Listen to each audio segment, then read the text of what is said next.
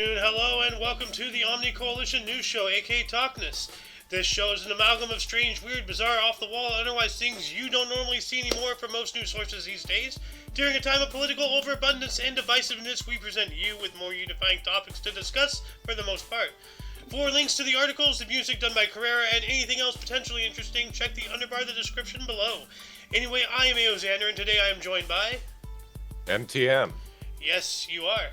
Welcome to the show. It's been a little bit since we last had you on. So, anyway, today... I was on the other day, yeah, but I had a breaking story on one of the broadcasts, yes. Yeah. Anyway, today is Thursday, aka Thursday, January 5th, 2023. So, let's jump on into the news today, shall we? And I'm currently situating things in a little different manner right now because my other monitor is frozen and I couldn't restart prior to the show because I am still uploading onto the other platforms here. But anyway, oh dear. Yeah, so yeah, my other monitor likes to like poop out every now and then. Did you have a power outage or problem today? No, I have not. Oh, okay. Well, hopefully I don't again. I mean, that has happened before, but for a different reason. Anyway, we have here from Zero Hedge. Putin sends warship armed with hypersonic missiles to Atlantic and Indian Oceans. I don't like the sound of that. Russian President Vladimir Putin on Wednesday ordered a warship armed with their new hypersonic Zircon cruise missiles to be deployed on a mission to the Atlantic and Indian Oceans in what could be a message and warning aimed at the West against escalating in Ukraine.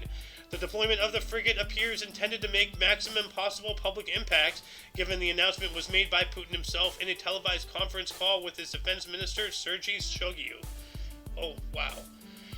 So along with Shoigu, Putin addressed Igor Krokhmal, commander of the frigate, which bears the name Admiral of the Fleet of the Soviet Union Gorshkov, and reminded him the ship, while on mission, is armed with Zircon hypersonic weapons, again in a coordinated message which unveiled the deployment to the public for the first time. So, and we all know that we don't have really like the infrastructure fully to detect weapons like that going at that speed. So, that's right, we don't have an Iron Dome like Israel does. Yeah, which was all paid for by U.S. tax dollars. Huh. Yeah. You know, like, the U.S. for some reason is arming Israel, who's an aggressor towards Palestine. You know, like what side are we on? We're not the good guys here, at least in that situation. Hans, are we the bad guys? Are we the baddies? Yeah. Yeah. But we've been seeing signs of this for a while. Even months before the war, Putin was sending his oldest Navy vessels to the Mediterranean. Trying to sort of play a game of risk IRL by blocking off borders, right? That you can possibly run to box them in. Mm-hmm. There's such a small territory as is. And let's not forget that they have that one submarine over there with that tsunami nuke thing. Yeah. But let's move on up here. You got some California news to drop on us. Yes, California news. Things are getting a little scary, to say the least. Evacuations ordered as California bomb cyclone unleashes powerful winds, heavy rain, and a state of emergency declared. So yesterday, Gavin Newsom actually declared a state of emergency. Yeah. And Wednesday, a powerful storm generated 45-foot waves out at sea, dropped soaking rain on already saturated ground, and prompted warnings of floods, mudslides, and knocked out power for more than 100,000 people. Thankfully, I'm not one of them. So, we haven't really been getting that slam where I'm at, thankfully, but it might still be coming. So, the show itself might be knocked out of commission for a couple of days. We'll see. We'll have to see. The storm was expected to dump up to 6 inches of rain in parts of the San Francisco Bay Area, where most of the region would remain under flood warnings until late Thursday night. In Southern California, however, the storm was expected to peak in intensity overnight into early Thursday morning, with Santa Barbara and Ventura counties likely to see the most rain, forecasters said. Okay, so I'm clear. Good. Hopefully. I think the evacuation order is for Santa Cruz and Santa Barbara because those are coastal towns, right there on the beach already. Yeah. Okay. So But yeah, I'm a fair distance lots of inland, overturned so I'm trees good. and things. Yeah. A couple houses in San Francisco got totally flooded. Even on as early as New Year's Eve, actually, people were redlined, Yeah, I red think we were flag. talking about this once or twice, or maybe were you in the extravaganza? I don't remember much of that night. That was rough. I broke the news about the state of emergency A couple nights yesterday, I ago. believe. Yeah. Yeah. Yeah. Well, Wednesday actually it Yeah. was the story that came out. So that was yesterday. Today's Yeah, it was Wednesday because I spoke with Dad about it, saying like Gavin Newsom has declared a state of emergency, he's mobilizing the National Guard, like, mobilizing the National Guard. Yeah. like I was actually, this is kind of weird. I was driving home last night, and on the radio it was talking about how a lot of cities have like free sandbag areas. So like if you need sandbags, you can just go there, pick it up, stuff like that. And I'm just Humans like, oh my helping god, humans. like what's going on? Like, Triple H, humans helping humans. I know, right? Yeah. Yeah, if you scroll down, wind gusts as high as 80 miles per hour. Where? It's a little bit below that picture. Okay.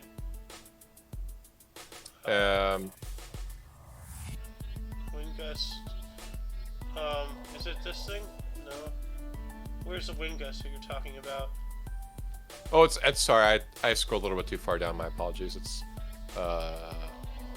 They face outages, helping homeless people from storm, evacuations ordered in coastal cities, flight disruptions amid powerful storm, of course. yeah. So, residents. Southwest Airlines offered free rebooking. Oh, well, that's cool. Yeah. Oh And yeah, Delta I Airlines think offered somebody got travel waiver. screwed over by Southwest recently. Like I don't remember who it was. But somebody said something about being screwed over by Southwest recently. So I wonder if this was involved in this too. So, but anyway, let's move on up here. Yeah, right below that. Yeah, let's move. We can move on though. From Geller Report, never heard of this place. COVID vaccines fueling new COVID variants. Whoa, that's frightening. The vaccines have zero benefits. On the contrary, they are harmful. That's just all stuff I know. Public health experts are sounding the alarm about a new Omicron variant dubbed XBB that is rapidly spreading across the northeast U.S. Some studies suggest it is a different form of the original COVID strain from Wuhan, as the 2003 SARS virus. Should U.S. citizens be worried? It isn't clear that XBB is any more lethal than the other variants, but its mutations enable it to evade antibodies from prior infection in vaccines as well as existing monoclonal antibody treatments. Growing evidence also suggests that repeated vaccinations may help people more susceptible to XBB and could be, or may make people more susceptible to XBB and could be fueling the virus's rapid evolution. So, yeah, we played with God, and now the fire is coming back at us. Prior to Omicron, sorry? Oh, it is rather alarming. It's actually a repeat of history almost. Huh. Do you know back in high school I had a principal actually who worked in a he was a chemist that worked in a factory that made pills that treated people with HIV/AIDS. Dang. And the way that worked is that it blocked the antibodies from being able to block it, created a blocker from the antibodies that would latch onto the cell to spread the AIDS. But the AIDS virus actually altered and evolved and changed its ability to grasp onto it changed its sort of claw entirely and changed the shape of it and was able to latch on to the antibodies anyway. That's frightening. Oh my god. That's scary. That is scary. So it almost becomes like a Band-Aid solution for a huge problem. I mean, like, if we want herd immunity, well, we need herd immunity. We, everything that we've done is the polar opposite of what should have been done. We should not have locked down. Like, yeah, people were sick, stay at home, get better, but like the poke was just rushed, and don't forget who rushed it. Orange Man, number 46 or whatever, or 45. Which one? 45? Yeah, I believe it's 45. 45. So yeah, like he expedited that. So don't forget that. Everybody who idolizes that man, don't forget that fact. And the other facts that, among other things, he somehow bankrupted a casino. Okay, but yeah, anyway, but onto the topic here. We should have, uh, allowed it to spread. I mean, what do you do when your child doesn't have chicken pox? You send it to the kid with chicken pox, because trust me, that's a lot worse for adults. I think it's called. Oh yeah. So. Yeah, adults die of chickenpox all the time. Yeah. Where are we at this point? Prior to Omicron's emergence? Yeah, but you want to have your antibodies. That's your soldiers. Your body is a nation. Yeah. Your antibodies, your white blood cells, all that stuff. Those are your soldiers, and you get invaded all the time. You want to keep your army strong. And you can't do that by putting yourself in a bubble. So. You got to test the metal sometimes. So, but let's continue on up here from the Western Journal. The Joker is pregnant. DC Comics goes woke in latest release centered around infamous villain. And I have a video here. This link to this as well is in the underbar, and this is a good video to watch. Because I don't want to get too much into this, because this is going around for obvious reasons. The Joker being pregnant. Of course, it's popular news right now. So I'm not really going to get much into that, and go ahead and go to that video. It explains it much better. It's I'll just quickly say, I just think there's a famous sentiment about if you control the language, you control the populace. Oh yes. They've added emojis for both male and women and non-binary for like everything, including pregnant. So there's also a pregnant man emoji. Yeah. Well, no, I remember. I think it was Salty Cracker did a video about that, comparing him to Bill Gates, because Bill Gates kind of looks like the emoji with his, Yeah. So could be. Mm-hmm. But yeah. A spell cast on him by superhero Zatanna after the former propositions allowed her to start a family. Yeah. So, the What Joker a of all interesting things, retcon. But, yeah, let's move on. Let's see here. From Rebel News, we have fake trans identifying COVID doctor, an online influence operation. Dr. Honeymoon has almost 6,000 followers, but his tweets about the seriousness and deadliness of COVID are spread far and wide. What's going on here? As many citizens of Western countries have come to learn, their authorities have gone to extraordinary lengths to get their respective populations to believe certain things about COVID and pandemic policy. Yeah. All right. So let's not get into this, because we've already. I don't want to rattle the cage too many times, per show, and we have talked about this a couple of times already. So let's just if anybody's interested, the link is of course in the underbar. So let's move on up here. From Rebel News, Ontario school boards soliciting sexual information about children through perverse surveys. Wow. Boards looking for raw data are administering these grotesque surveys in the classroom to ensure a high response rate. What? So, hold on. There's the article. Various school boards across Ontario are soliciting the sexual preferences of young students through in-classroom surveys, sometimes unbeknownst to parents and guardians. One survey is referred to as Student Census, and the other is called School Climate Survey. No, they do not mean the climate as in the alarmist global warming narrative, but rather the general school environment and how everyone feels in the classroom and at school. A viewer previously informed me that certain school boards were soliciting the gender identity and sexual orientation of young school-aged children in a data collection initiative undertaken at school. It was discovered through an Access to Information Request, ATIP, that this data collection initiative cost Ontario taxpayers at least $2.5 million. Wow. So, yeah, your tax dollars at work, people. Ridiculous. They pay and they don't save. Wow, the children. Yeah. ATIP led the further discovery that the line of questioning about gender identity and sexual orientation in the student census was explicitly meant to be sent home for parents and guardians to complete, email communications show. Yet in some instances, school boards bypassed that parental protection and went ahead and conducted the information gathering exercise largely unbeknownst to parents and guardians. Yeah. Yeah, let's cut it off there because I want people to go to the article and give that the foot traffic and stuff.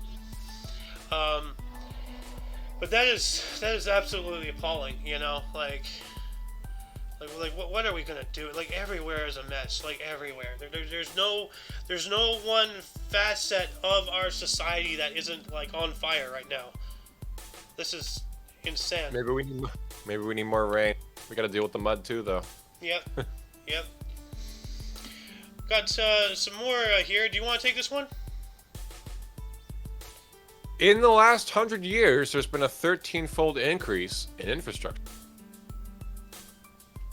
On last night's episode of The Gun Show, Sheila Gunn, was joined by Tom Harris of the International Climate Science Coalition, ICSC, to discuss climate change.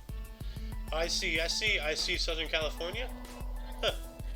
A new year is upon us, but some things never change. The environmental movement remains consistently wrong and continues to conflate weather events with catastrophic apocalyptic climate. We're talking about this crap again. We just can't get rid of it. Joining Sheila to discuss his comprehensive climate fact check of the media is Tom Harris of the International Climate Science Coalition. Quote, the kind of monsoon rain they've had is not out of natural variability, said Harris. In fact, overall, since the 1950s, we're finding that the monsoon rainfall has actually dropped. It was unusually wet year during the summer. So let me try to find like how does this have anything to do with infrastructure? I'm confused. Well, adverse weather affects people's ability to, I suppose, compete in the market is the argument that people often make. Yeah, I'm not seeing anything in here about infrastructure. It just talks about this climate change stuff. So. Yeah, but it's just a climate change thing, propaganda. All right, let's move on up here. Sorry for giving you a crap one. I didn't know. My bad. Oh, it's all quite all right. News is news. Yeah, well, this is not really news here. This is just what was expected. Like with Gavin Newsom, like signing into law that all fast food employees specifically start at $20 minimum wage. Now, from Rebel News here, fast food chains turns to robots to address labor shortages amid rising prices. Yeah, automated machines can grill burgers, brew coffee, and greet customers for a fraction of the cost of hiring human workers. Yeah, good job. That's exactly what he wanted. People ate it up. So, as the restaurant industry continues to grapple with labor shortages and rising food prices in the aftermath of the COVID-19 pandemic, major fast food chains such as White Castle and Chipotle are turning to robots for assistance. Automated machines can grill burgers, brew coffee, and greet customers for a fraction of the cost of hiring human workers. The National Restaurant Association reported that 4 out of 5 operators have been understaffed since the beginning of the pandemic. White Castle is testing a robot named Flippy, built by Miso Robotics at 100 locations. This AI-powered machine can cook 300 burgers and deep-fry potatoes for around $3,000 a month. Chipotle, on the other hand, has hired one-arm robots to make tortilla chips at 73 locations for the same price. However, not everyone is convinced that automation is the answer to the industry's problem. Dave Henke's, a principal at Technomic, a restaurant research firm, told CNBC that while the experimentation with automation will eventually lead the industry somewhere, the industry is still largely labor intensive. But yeah, like I understand, cost and overhead and all that stuff, but like something that really comes to mind is when, like the last time I went to a Red Robin, out in Brea Mall, right. We got there and we were just told to just seat anywhere. So there's not a seater, okay? So there's no one there. So we're just waiting for menus, waiting for a server, no server. Eventually, I'm just like, I stopped a busboy. I'm like, hey, where's our person? Like, oh, you have to use a tablet. I'm like, what? And there's a tablet right there, like an iPad or something, and you order on that, and they bring it out to you. Oh my god, dude! Like, why go out? Like, That's part of the experience, talking with people. It's the Yeah, interaction, talking to people, if you don't really know what you want, what would you recommend? Oh, well, I like, the Royal Red Robin Burger. It has an egg on it. It's really good. But be careful, that yolk can blow up on you. It did on me. That's a real story, actually. I got egg yolked. So, yeah, everywhere. But no, like, that was just awful. It was just like, dude, I've never been to a Red Robin since. Just completely sucked the enjoyment out of it. Really sad. Yeah, it seems like they would need to, like, AI wouldn't be the final answer to solving this problem. You would still want people to maintain the AI and prevent them from serving people improperly or making mistakes and not even realizing and then correcting those mistakes, right? Yeah. You would need a monitor for those AI. Yeah. AI security. I knew things were going to hell when McDonald's started having those little kiosks. You just ordered on there. It's just like, dude, like, why do you go out? Like, just... It does prevent quays in the line, which is their biggest problem, is, they'll have, like, that's kind of why they set up the registers like that, so there's, like, 4 or 5 registers that people, 4 or 6 registers that people can order from. But even that got to be not enough, and people were needed to order in queues and then wait for their electronic machine to serve the order to the restaurant to get them. But this is inevitable. Like, it's a march of progress. Like, automation. Like, we used to be a very industrialized nation, and with Henry Ford perfected the what's it called? The assembly line. And then now that's all robots, Like... Mostly robots. Yeah. And if they're not robots, it's humans that are being monitored by a security system to figure out how those jobs could be automated. Like at Tesla plants, for example. That's scary. Just knowing you're being watched. They're looking for ways to replace you. Wow. That's sad. Bro. That's why I quit, man. Fuck. That's one of the reasons I quit. Let's move on up here. That's depressing. More from Rebel News. Oh, here, this is depressing too. Suspect who attacked NYPD officers with machete wanted to kill people and carry out a jihad. We spoke about this the other night. There's somebody dead, like, off air. Authorities say that the suspect attacked 3 New York Police Department officers near Times Square on Saturday at around 10:11 p.m., attempting to strike one before hitting 2 officers in the head with a machete. Oh, God. In the head? Oh, no. The teenager, Jesus, accused of attacking 3 New York Police Department officers with a machete on New Year's Eve, shouted Allahu Akbar, which is Arabic for God is great, during the incident and wanted to murder government officials, authorities said on Wednesday. Prosecutors allege that the 19-year-old male from Wells, Maine, traveled to New York City last week, quote, to kill people and carry out a jihad, end quote, according to CNN. The suspect, who has not entered a plea deal, faces a mandatory life sentence after being charged with 2 counts of attempted murder and 2 counts of attempted assault. He's being held without bail and is scheduled for another court appearance on Friday. Oh my God. Like, authorities say the suspect attacked 3 officers in New York, of the New York PD, near Times Square on Saturday around 10:11 p.m., attempting to strike one before hitting 2 others with the head. The suspect also allegedly tried to grab an officer's gun but couldn't get it out of the holster. He was reportedly placed on an FBI terror watch list recently after his aunt claimed he had been radicalized online and expressed desire to fight overseas for Islamic extremists. Alright, let's end it there with that, but that's insanity, dude. Like, I honestly, like, I've kind of been like half checked in, half checked out, mentally for the past couple of days, so like the conversations I've been in off air, I haven't really been fully paying attention to, but I remember hearing about this somewhere, like, the past couple of days. And this is absolutely insane, we're like, now we have jihadists attacking police officers, like, wow. So, just insane. Let's move on up here from Oddity Central. This is odd. Pakistani man welcomes 60th child, wants to have even more kids.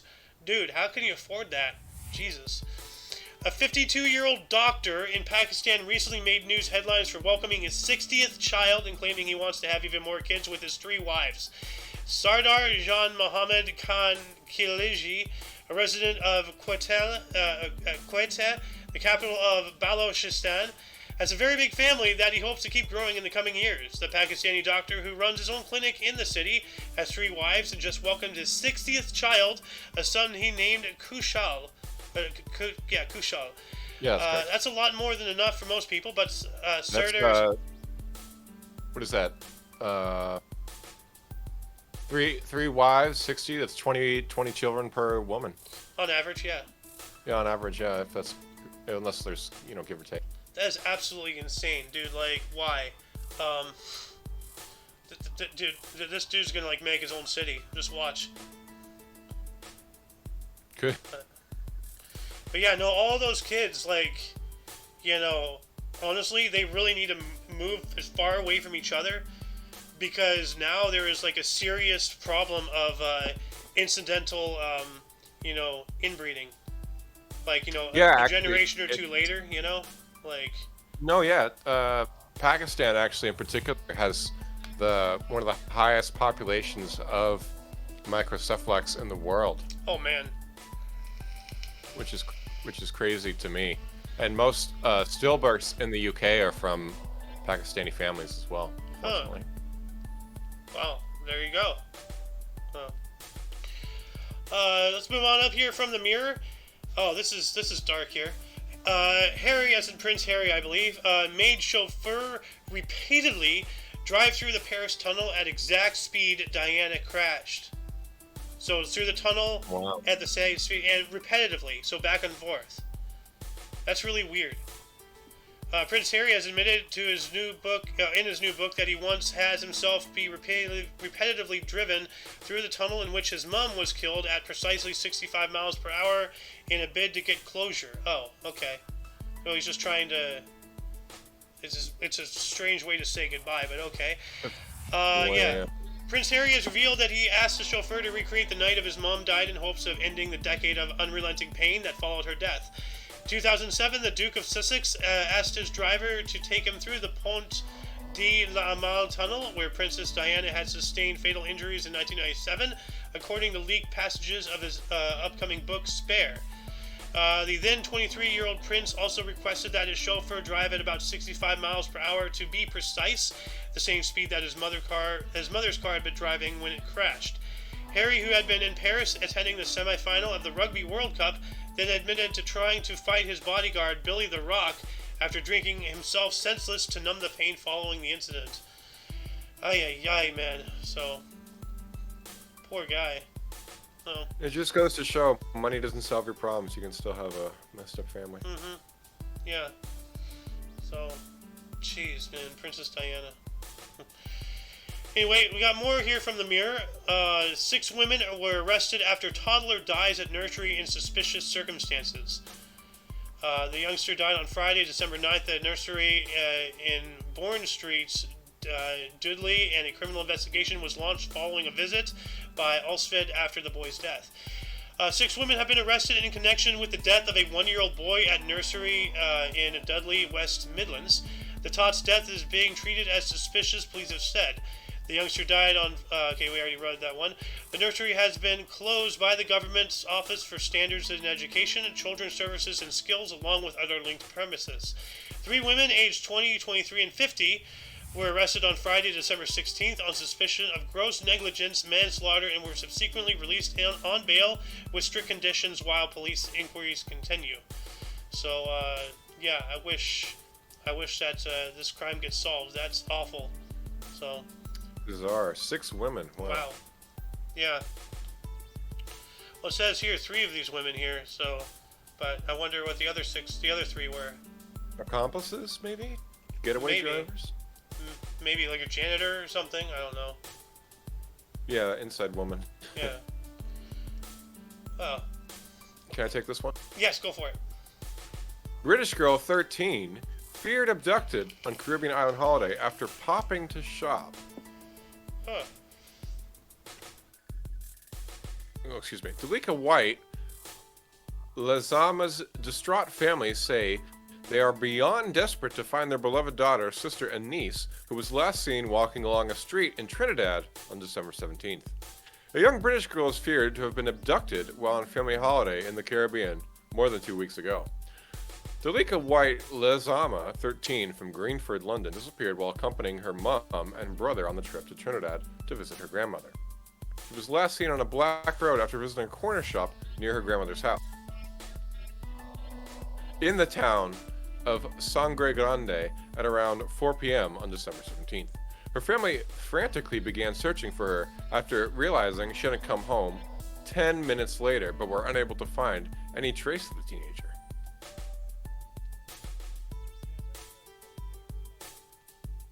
That's her.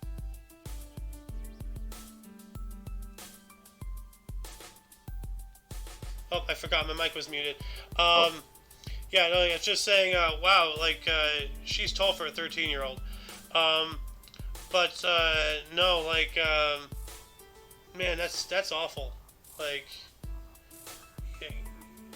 when you're visiting a foreign land, you know, don't let your 13-year-old just go out somewhere, you know? Yeah. Like, the Caribbean? Kind of yeah, Caribbean. Dude, like, that's not a good place sometimes. You know? Especially historically. So, this one is really sad here. So I don't want to get too much into this, but I just do want to raise awareness of this. We got more from the Mirror. Mum run over and killed in hospital car park on first visit to see baby granddaughter. Yeah, Mary Owen Jones, at the age of 52, died 2 days after being struck by a car on the hospital visit to on the day her daughter gave birth to baby April Rose on New Year's Day. Wow. I don't want to read this. This is tragic, but the link to this is in the underbar. You still there, MTM? I am. I'm okay. Just following along. Okay. So. Walking between two cars at the main entrance of the Glen Captain Hospital. Wow. Yeah. Always look both ways. That's why I say, you know, at the end of every show. That's why you say it. Yeah. Gotta remind them. Yes. Every intersection. Not just cars. Not just when you're driving. When you're in the supermarkets, you're going down the aisle, you can't just bust out into, like, main drag. Stop and look, you know? Yeah. Like, you know, when you're walking, you stop and look. When you're driving, you stop and look. Everywhere. Always. All the time.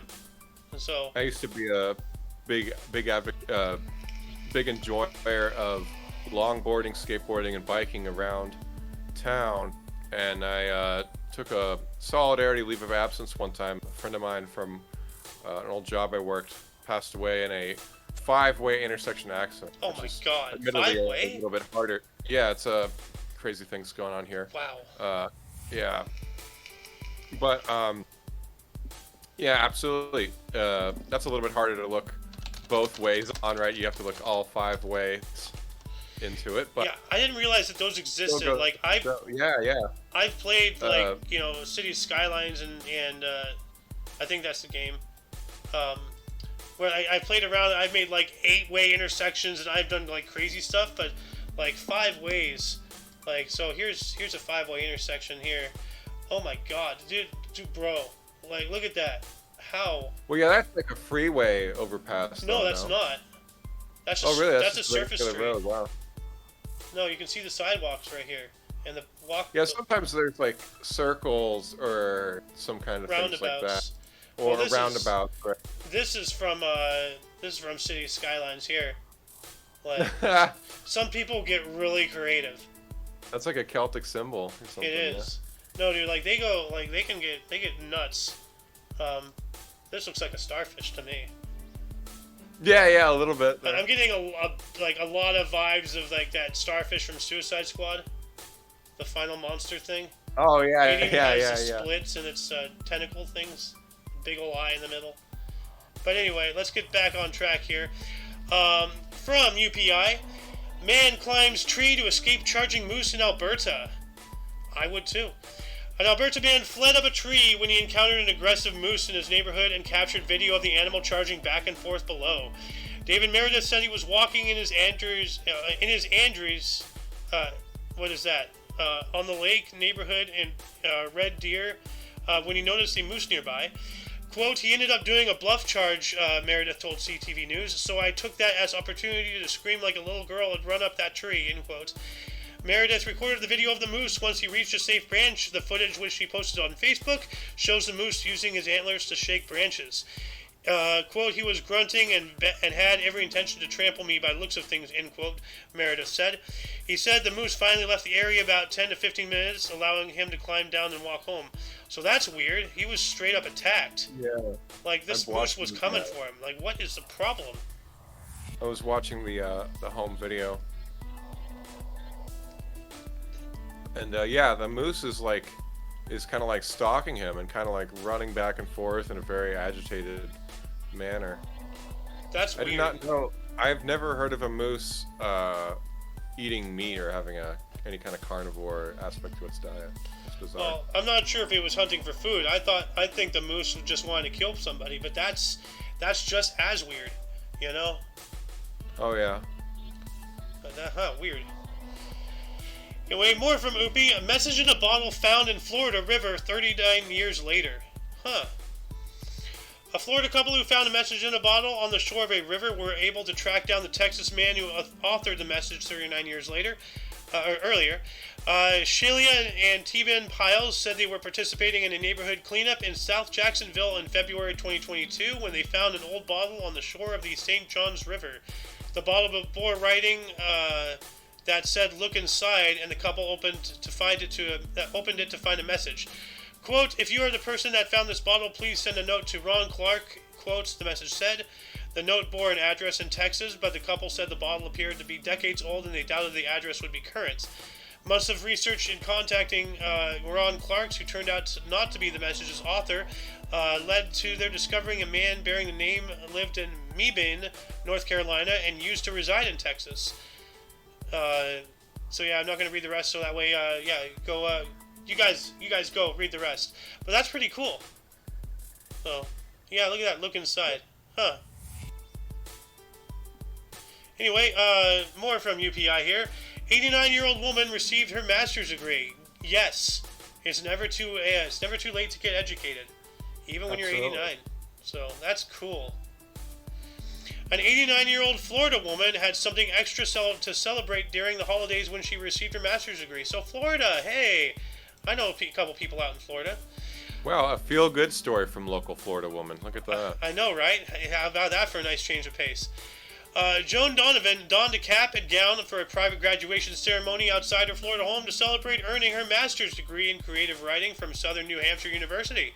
Donovan said she graduated high school at the age of 16, but her family didn't have the money to send her to college, so she took some postgraduate courses at her local high school, but education fell to the wayside after she got married and started a family. Donovan went back to school to earn her associate's degree after her children moved away from home, and she graduated with a bachelor's degree from a 4-year university at the age of 84. Quote, wow. Then I said, why not keep going, end quote, Donovan said in a news release from SNHU. She determined that she wanted to earn her master's in creative writing, but her college didn't offer a program. She ended up enrolling in SNHU, Southern New Hampshire University, online program to pursue her goal. Quote, I was afraid to try college, Donovan said, so I say try things. If you fail, try it again, but just keep trying, end quote. What, good going, man. You know, this is... Great going. Yeah. Dude, like, this lady deserves some respect. Oh, yeah, absolutely. And I think this is a wonderful strategy for others to try, albeit that it took her a rather long while. She lived in the real world before she went to college. I think that's a problem that we face in modernity is... people live in college before they get in the real world. Yeah, exactly. Yeah. And it doesn't prepare them for the real world when they graduate, yeah. And hey, like, you know, like, life gets in the way. And, you know, sometimes you got to put your dreams on hold. Like, you know, my mom, unfortunately, never got to live one of her dreams. She wanted to be a doctor. But she never had the time or the money to, you know, even pursue the education. But she loved watching those ER shows, you know, like you see inside all the guts and the flesh, the bleh. I can't stand watching it, but she loved those. And, you know. Yeah, I mean, if you can bear witness and you can tolerate it, you can actually help people that are incredibly suffering. Yeah. Right? Yeah. And it's too bad life got in her way, you know, so much. She was, you know, she never really got a chance to breathe. Life was relentless for her, unfortunately. But hopefully all the sacrifices she made to help raise me and everything, hopefully I can do something with my life to make hers, that much more worth it. So that's why I'm doing this show. Yeah, you tell the people what's good. Yeah. And what's not so good, but yeah. Yeah, but good on you, Joan Donovan. Good on you. So, let's move on up here. And our last story of today from UPI. British hotel chains lost and found items include puppies and a wedding cake. How do you lose a wedding cake? What? A puppy I can understand, but a wedding cake, yeah. Hotel chain Travelodge revealed the most unusual items left behind in British locations in 2022, including a pair of Japanese chin puppies and a soccer team-themed wedding cake. Okay, that's probably why it was abandoned. Travelodge, which operates 580 hotels in Britain, had said some of the most unusual items to pass through its lost and found office. As the pair of puppies named J-Lo and Ben. Oh, J-Lo and Ben, really? Oh my God. That were left behind at its Bath Central location in Liverpool Football Club themed wedding cake at the Liverpool Central Strand Travelodge, where the wedding's best man had been staying. Some other unusual items to be returned with their owners included a pair of donkeys named Daisy and Duke, keys to a Sunseeker Hawk 38 powerboat, an oil painting of Queen Elizabeth II, a matching pair of Segway scooters, a 4-foot-tall model of the Gingerbread Man, a seagull, and a 6-foot-long Longwood Chinese dragon. What the hell, bro? That's like a pygmy dragon. How do you lose that? Jeez. Dude, how do you lose scooters? How do you lose an oil painting? Like, why is somebody bringing an oil painting to a Travelodge? That's bizarre.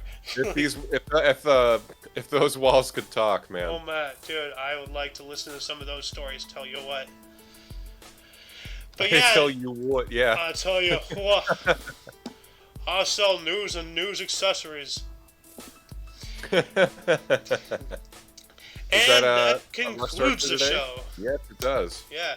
Once again, check the underbar of the description for any links you may be interested in, including but not limited to all things Omni Coalition. For your dose of different, odd, and otherwise known news, we stream Monday through Friday at 2 p.m. Pacific Time, which is 3 p.m. Mountain, 4 p.m. Central, 5 p.m. Eastern, and 11 p.m. German in most of Europe time, I believe. Anyway, for all of you and all of us, I am Xander. And I'm MTM. And you are you. And until you catch us tomorrow, or if you're interested in some history, we do history every day at 10 in the morning Pacific Time. Whatever the case, until then, don't forget to look right and left at every intersection. There's my thing. Rate 5 thumbs and subscribe. Toodles!